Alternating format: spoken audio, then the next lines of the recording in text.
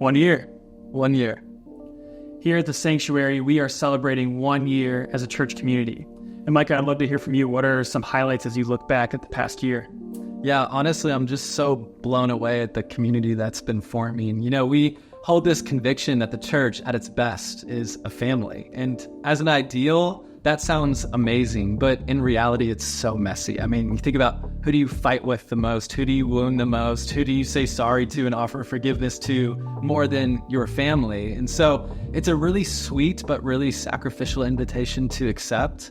And yet I'm just in awe of the family that God has been continually creating. And I'm just so excited and expectant for the people who are going to join in on it in the year ahead. Yeah, so beautiful. Yeah, for me, it's been so cool just to get a glimpse of the kind of church that we long to be and become. Not only to see heaven on earth here in our city, but also we have seen a beautiful glimpse of a multi-ethnic and multi-generational church that is doing life and living on mission together. Obviously, we have a long way to go and a lot of exciting years ahead. It's been so encouraging, though, to see God building our community in these strong and much needed ways. Yeah, I love that. Jake, is there a specific story of life change that comes to mind from the last year for you? Yeah, absolutely. It's so cool. This story was done in community as well because we started Alpha this year, just a course for people who are skeptics or curious about faith in any way, or who just want to learn more about faith. And it was really cool to see that the 7 individuals who went through it, there was a consistent theme of them wanting to be in community together. And so much so that even after Alpha ended, they were still getting dinner together the next week on Wednesday. So it was just so beautiful to see how not only they were learning together, but also wanting to do life together after the course. Yeah, that's what it's all about.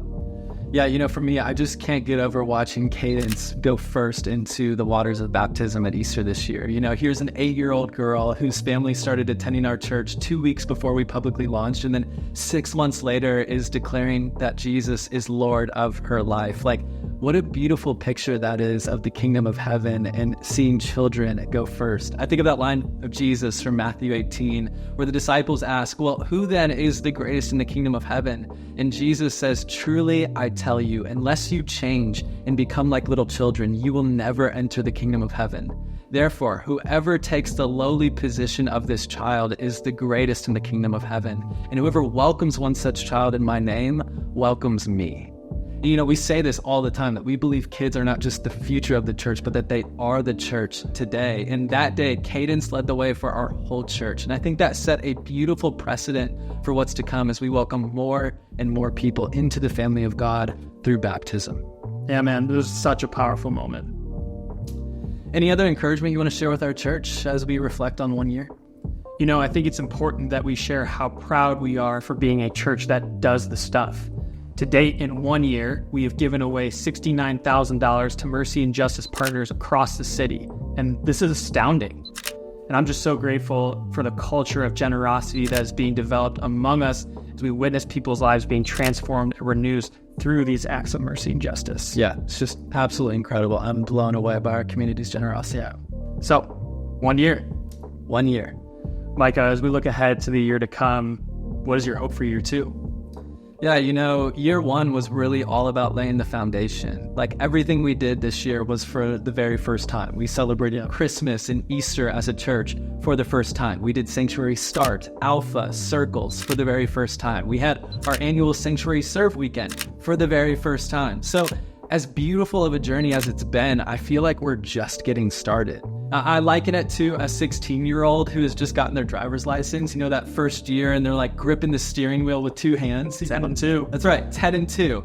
And, they're often hugging the slow lane, just trying to make it from point A to point B. They're excited to be driving, but they also don't feel totally comfortable in the driver's seat, And over time, they start to grow comfortable and more familiar with the road and the vehicle and what it looks like to be in the driver's seat. And I feel like that's my hope and prayer for our church in the year ahead. I hope that as we grow more comfortable with one another, as we continue to press into our mission and vision as a church, as we continue to grow in cultivating a culture of desperate prayer, as we pursue unity in a season that is surely going to be divisive and polarizing, that we'd release the grip of control over what we think this church should be or look like. Just thinking over the last year, where we are today is not where I expected us to be, and yet it is so much better than I ever could have dreamed or imagined it. And isn't that just the beauty of the kingdom of heaven? Yeah, absolutely.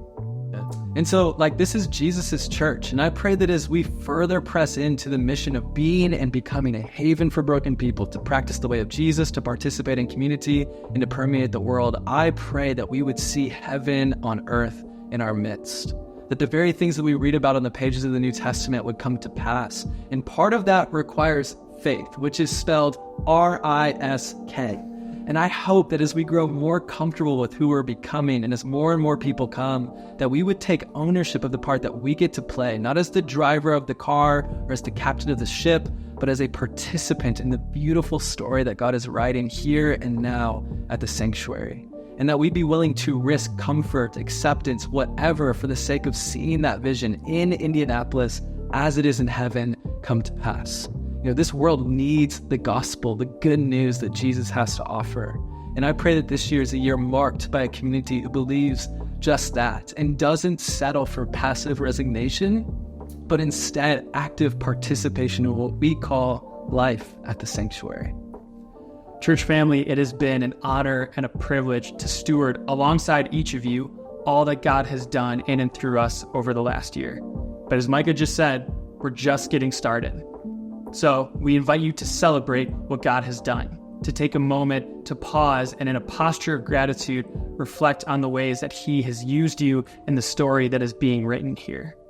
But then we invite you to think about what invitation may be extended in the year to come, because we're here on purpose. We're here on mission. We want to see a revival of gospel hospitality take place in our city in our lifetime.